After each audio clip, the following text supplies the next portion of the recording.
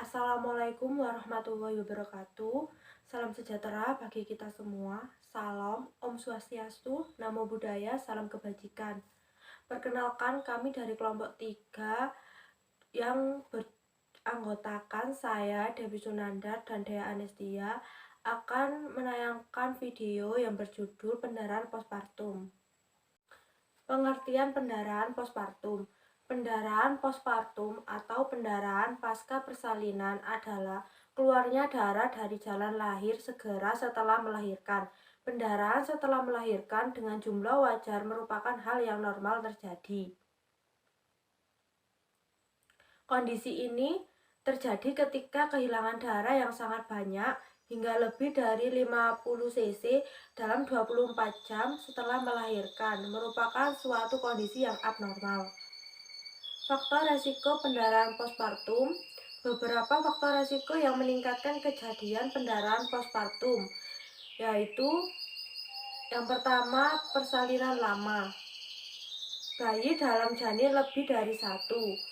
Lalu episiotomi atau tindakan membuka jalan lahir dengan memberikan potongan di sekitar jalan lahir. Lalu bayi besar lebih dari 4.000 gram. Riwayat pendarahan sebelumnya, anemia saat hamil.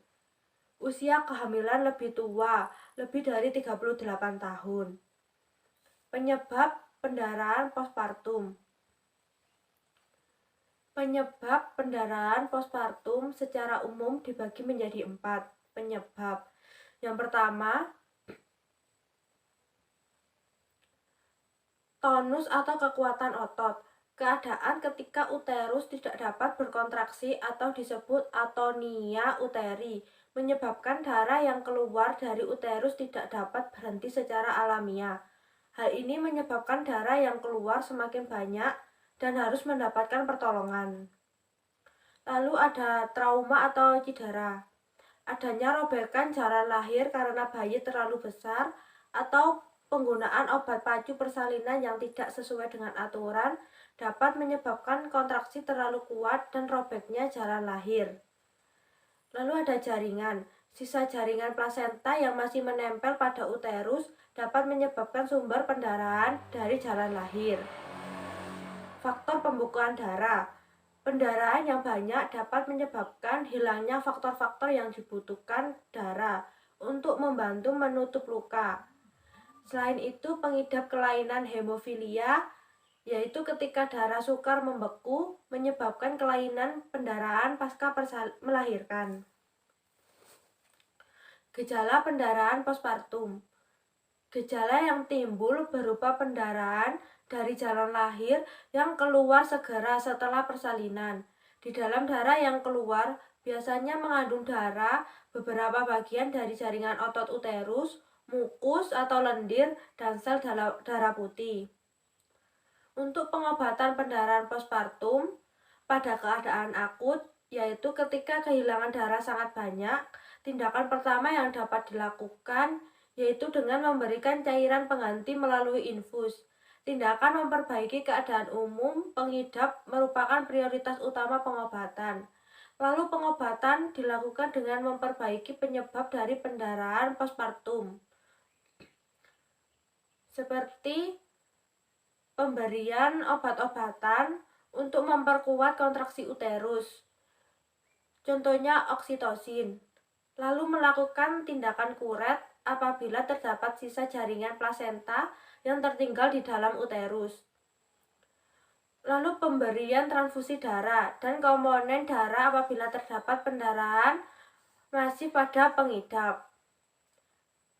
Lalu pencegahan pendarahan postpartum. Pendarahan postpartum mengenai pada kelompok yang tidak beresiko sekalipun, sehingga tindakan pencegahan aktif harus segera dilakukan untuk mencegah terjadinya pendarahan postpartum. Beberapa strategi yang dapat dilakukan antara lain identifikasi dan koreksi anemia pada ibu hamil sebelum persalinan. Lalu yang kedua, pemeriksaan tanda vital sebelum persalinan juga penting untuk mengidentifikasi kemungkinan pendarahan yang terjadi. Lalu untuk petugas kesehatan, manajemen aktif saat persalinan dan tindakan persalinan yang menghindarkan dari terjadinya pendarahan pasca persalinan. Ya, di sini ada diagnosa dari postpartum. Yang pertama yaitu resiko ketidakseimbangan cairan ini dapat dihubungkan dengan trauma ataupun pendarahan. Yang kedua yaitu nyeri akut. Ini nyeri akut berhubungan dengan agen cedera fisiologis. Ini dibuktikan dengan luka jahitan. Yang ketiga itu pastinya ada resiko infeksi. Ini dibuktikan dengan adanya ketidakadekuatan pertahanan tubuh primer.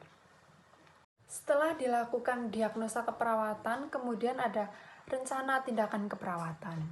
Yang bertujuan ini, yang pertama itu keseimbangan cairan itu akan membaik. Kriteria hasilnya yaitu tekanan darah akan membaik, edema akan menurun. Kemudian yang kedua itu nyerinya akan berkurang. Kriteria hasilnya, jadi nyeri ini akan menurun, kemudian pasien tidak akan merasa kesakitan. Kemudian perineumnya ini akan menurun, tekanan darah akan membaik. Kemudian skala nyeri juga akan menurun. Kemudian yang ketiga yaitu resiko infeksi.